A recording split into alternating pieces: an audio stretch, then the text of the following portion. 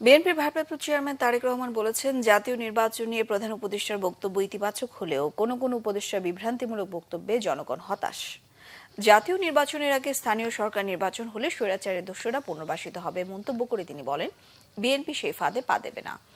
সরকারি সংস্কার ও বিএনপির ৩১ দফার মধ্যে তেমন কোনো পার্থক্য নেই বলে জানান। ঐক্য জাতীয় নির্বাচনের পরিবেশ নষ্টের ষড়যন্ত্র চলছে জানিয়ে এ ব্যাপারে কৃষক, শ্রমিক, আলেম, ওলামা, পীর মাশায়েখ সহ দেশবাসীকে সতর্ক থাকার আহ্বান জানান তারেক রহমান।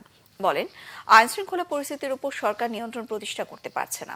জনগণের রাজনৈতিক ক্ষমতায়ন না হলে স্বাধীনতা, সার্বভৌমত্ব সুরক্ষিত হয় না, আর এজন্যই বিএনপি বারবার নির্বাচনের কথা বলছে।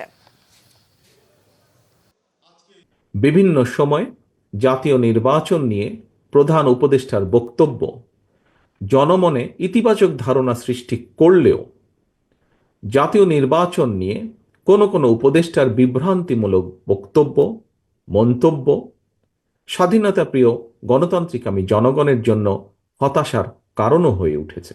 সরকার যেখানে বাজার পরিস্থিতি কিংবা আইন শৃঙ্খলা পরিস্থিতির নিয়ন্ত্রণে কাঙ্ক্ষিত সাফল্য অর্জন করতে পারছে না, সেখানে জাতীয় নির্বাচনের আগে স্থানীয় নির্বাচন অনুষ্ঠানের নামে কেন দেশের পরিস্থিতি আরও ঘোলাটে করতে চাইছে, এটি জনগণের কাছে বোধগম্য নয়। গণতান্ত্রিকামী জনগণ মনে করেন, স্থানীয় নির্বাচন অনুষ্ঠিত হলে সেটি হবে সারা দেশে পলাতক স্বৈরাচারের দোসরদের পুনর্বাসনের একটি প্রক্রিয়া, যা সরাসরি গণ অভ্যুত্থান আকাঙ্ক্ষা বিরোধী। গণহত্যাকারী, টাকা পাচারকারী, দুর্নীতিবাজ মাফিয়া চক্রকে পুনর্বাসন প্রক্রিয়ার এই ফাঁদে বিএনপি পা দেবে না, বিএনপি পা দিতে পারে না।